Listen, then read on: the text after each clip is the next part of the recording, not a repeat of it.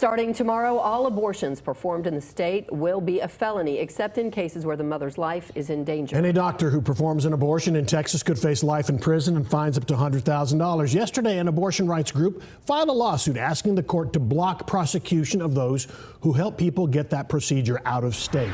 Fox 4's Alex Boyer has more on the trigger law set to take effect. Alex. Hi guys, and it's worth noting that Whole Woman's Health, which used to operate here in Texas, is fundraising to open up a new abortion clinic in New Mexico. So women who live in states like Texas, where abortion is illegal, can travel to get a legal abortion. Meanwhile, pro-life advocates say that this new trigger law is going to save even more lives. On Thursday, Texas's so-called trigger law automatically takes effect after Roe v. Wade was overturned by the U.S. Supreme Court in June. It will effectively ban abortions in the state. It contains substantial criminal penalties for performing an abortion or assisting with an abortion. David Cole is a constitutional law attorney. The trigger law passed by the state legislature will enhance penalties to a felony and will grant the attorney general authority to file civil lawsuits that carry a hefty fine. Can seek a $100,000 civil penalty against someone who violates the law around the state, in addition to whoever may want to bring criminal charges at the county level. So since June, we estimate that over 10,000 preborn children have been saved. Kimberlyn Schwartz is with Texas Right to Life, the organization that helped to pass SB 8, the so-called Texas Heartbeat Act. Schwartz says pregnant mothers seeking abortions will not be punished. The law specifically exempts abortion patients from prosecution. If abortion would save her life, that is permissible.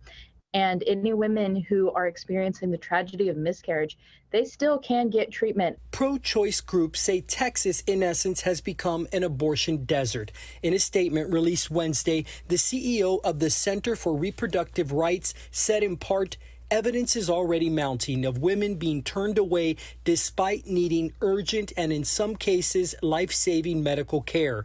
This unfolding public health crisis will only continue to get worse. Last month, Whole Woman's Health, which operated several abortion clinics in Texas, announced it was moving to New Mexico, just over the Texas border, where abortions are legal. Some cities, including Dallas, approved resolutions deprioritizing police investigations of alleged abortion violations. Some district attorneys are pushing back against prosecutions. Others say they plan to follow the Texas law closely. David Cole expects more legal challenges ahead. The other issue you're going to start seeing cases about is how far Texas or a prosecutor at a county level in Texas can try to apply this law to out-of-state activity. If someone who's in Texas is pregnant and wants to obtain an abortion and leaves the state, does that implicate the prohibitions of this law for activity that occurs outside of the state?